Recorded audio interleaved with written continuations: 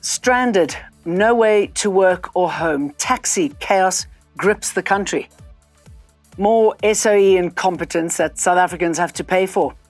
And darker days for Gaza. Israel declares the city a dangerous combat zone ahead of major offensive. EWN, in touch, in tune, and independent. Hello, I'm Jane Dutton. Acting Police Minister Feroz Kachalia says he's still awaiting a detailed report from the National Police Commissioner, Fani Masemola, about allegations suggesting that 121 dockets were removed by crime detection head Shadrach Sabir from the KZN Political Killings Task Team. Last month, KZN Commissioner Slanta Mkhwanazi accused Sabir and suspended Police Minister Senzo Mchunu of interfering with the task team's work. I recognise that the allegations made in relation to the Political Killings Task Team are of immense public interest. The Political Killings Task Team is at the centre of the allegations made by the Provincial Commissioner and will be dealt with by the Commission. Taxi disruptions are causing major commuter chaos across parts of the country. In Ekurhuleni, taxi operations have come to a standstill as South African National Taxi Council protests the Transport Department's impounding of vehicles without operating licenses, mostly affecting the East Rand. Taxis from Johannesburg and Soweto heading into Ekurhuleni have also been parked. Santaco blames the government transport department, saying a license backlog has left half of its drivers without permits, and law enforcement is charging 5,000 Rand to release impounded taxis. We are saying let the government fix their own house, let them issue operating licenses. In the meantime, we will operate, we want to operate, because this is our livelihood. We have no other alternative. But good news for those in Ekurhuleni, Santaco has agreed to resume operations there while discussions about a permanent resolution continue. And in Durban, Metro Police there have impounded 25 minibus taxis for operating without permits. The taxis were seized this morning in the Claremont area west of Durban and nearby communities. This comes just 2 days after 2 e-hailing drivers were assaulted and shot at, allegedly by taxi operators in the same area. Western Cape Mobility MEC Isaac Seleku has published a notice proposing the temporary closure of certain routes affected by the ongoing taxi violence.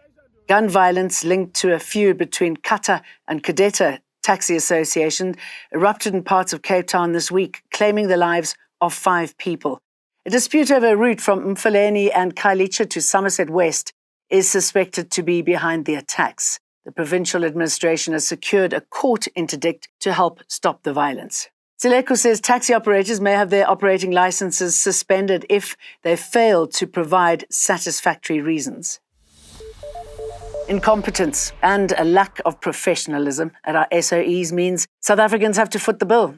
An energy expert has slammed NERSA as incompetent after the regulator admitted to miscalculating Eskom's revenue shortfall, a mistake that could cost consumers more. This comes after NERSA reached a 54 billion Rand out-of-court settlement with Eskom following a judicial review.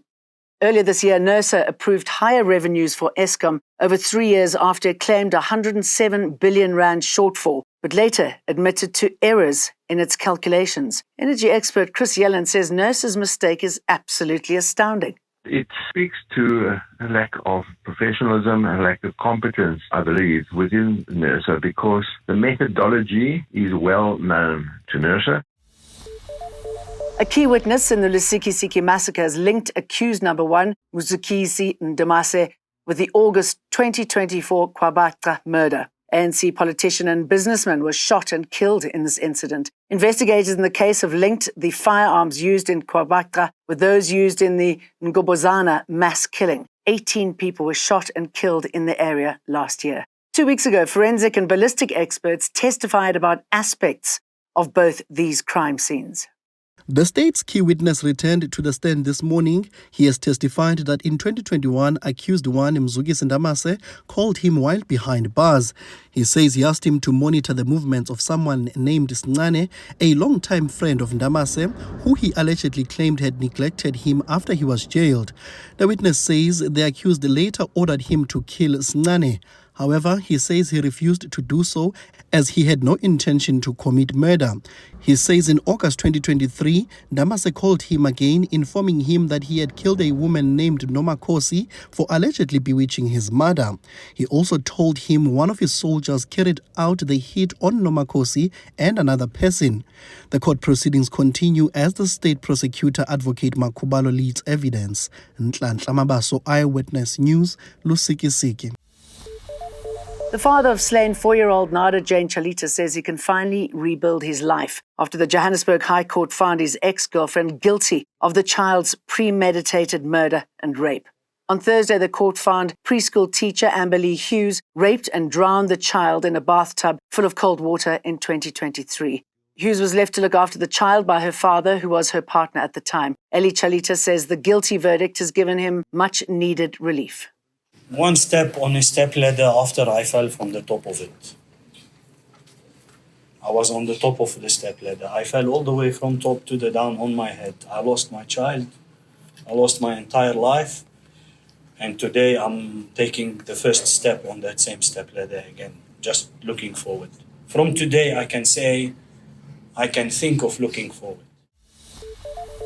The EFF has already instructed its lawyers to appeal the ruling at the Supreme Court of Appeal, citing the need to defend political freedom and revolutionary discourse. That's after the Equality Court found EFF leader Julius Malema guilty of hate speech. The case relates to a 2016 rally in KwaZulu-Natal, where Malema made comments that the court found incited harm against white people.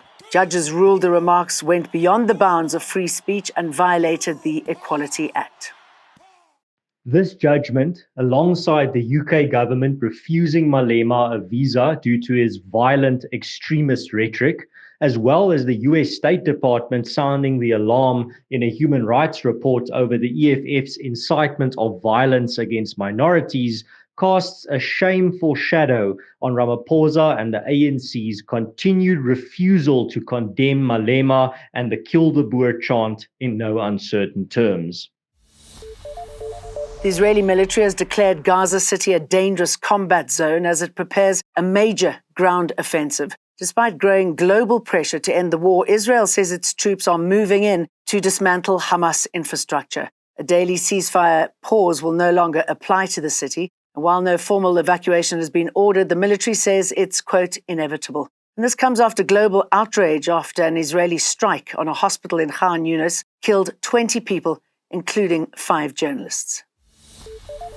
Investigations have found that the attacker who opened fire on pupils at a church in Minneapolis was obsessed with the idea of killing children. 2 children, aged 8 and 10, were killed when the attacker opened fire through the windows of the city's Annunciation Church earlier this week as the children were celebrating Mass.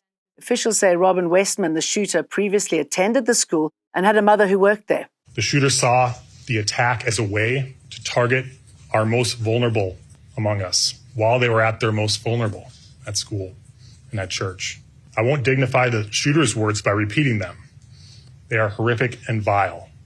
But in short, the shooter wanted to watch children suffer. She would hold us to account, but she would do it in a manner that is responsible. She was a regent. She was not intimidated by office. She was not intimidated by an issue. She confronted it head on. Just one of the many heartfelt messages after our beloved Tshidi Madia, EWN's politics associate editor, died in hospital on Wednesday. She'll be sorely missed.